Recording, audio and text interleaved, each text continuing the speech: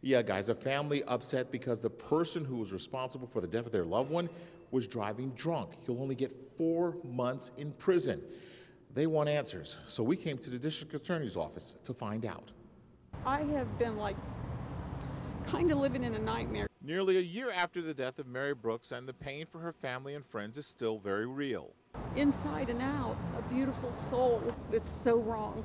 It's just so wrong. Brooks died when the car she was riding in ran off the road, crashed into several trees off Runnymede last February. On Thursday, the driver, Matthew Harvey, pleaded guilty to involuntary manslaughter. His sentence? 5 years behind bars, but most of that sentence suspended.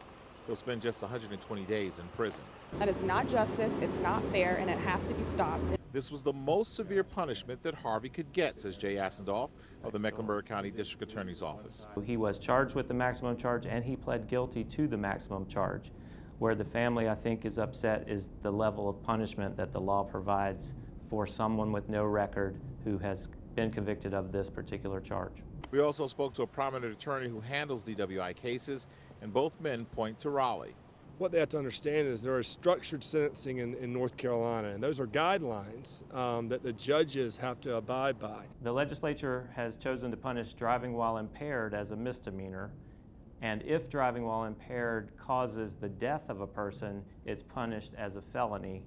But the legislature raised the punishment from one felony to a little higher felony several years ago, but in doing so, they carved out a special rule for a person who has no criminal record.